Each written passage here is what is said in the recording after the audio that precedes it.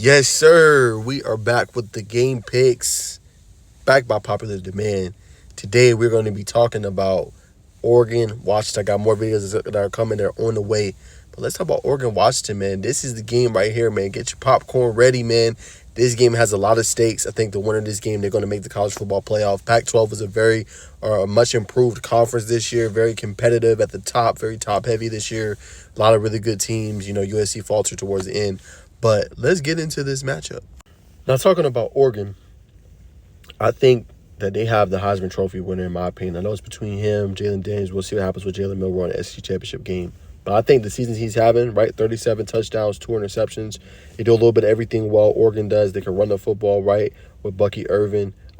James has been coming on strong. They distribute the ball very well. Troy Franklin's a true number one receiver, 1,300-plus yards receiving and 14 touchdowns.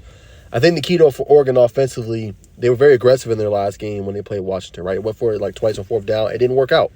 I don't expect Dan Lanning to kind of not have that approach. I think, coming into a Pac-12 game, I think he's still, or Pac-12 championship game, I think he's still going to be very, very aggressive. I think he has to pick and choose his spots when he is, in my humble opinion. Early in the game, in your own territory, on your own yard line, I don't think they should be doing that in this game, right? Unless it calls for it. I know obviously you got to look at analytics and things like that. But honestly, no.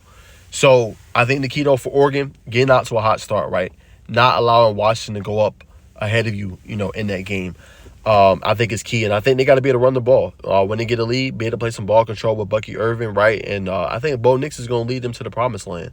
I really do. And I think that they're back for revenge. They kind of got this game circled. And I think defensively, the defensive front has to have a big game, right? They got to be able to create pressure on Penix and force him into some bad throws, right? That's going to be key defensively for them. And defensively, I was looking at the stats. 57 pass deflections and 10 interceptions. So this team is prone for turning over or making the other quarterback or the opposing quarterback turn over the football. So I think that is going to be key in this game. They got to be able to get that. If you can get a 2-interception, 1-interception game, couple fumbles against Michael Penix Jr., you got to feel pretty good about your chances of winning. And the thing with Washington is, the thing that helps them in this game is that they've played so many tight games throughout the season, right? I think their last 5 or 6 games have been one-score wins, right?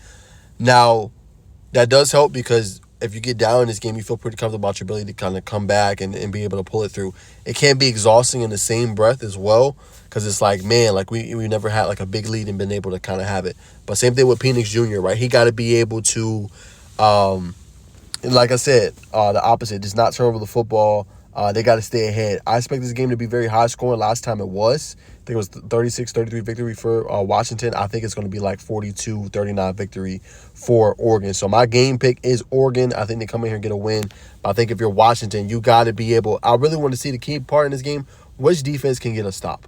That's going to be key. Whether that is a punt, whether that's a turnover, interception, fumble, whether that's on special teams forcing a turnover as well. Because last time, I believe Oregon had like 5 or 6 possessions. They didn't even punt the football in that game on the road against Washington. So which defense is going to come to play? Which defense is going to be able to get a stop either early or stop in the crucial moments of the game? I think that is going to be key in this one. But you don't get much better than this. You got the number 3 versus the number 5. This is all for who gets into the college football playoff. It's going to be a lot of fun. But I think tonight is the night that Bo Nix cements his status as the Heisman Trophy winner, as the Heisman. He's already a Heisman candidate, but I think he cements his status as, hey, I'm winning the Heisman this year. Already having a magnificent season. I think he's going to go well over 4,000 yards.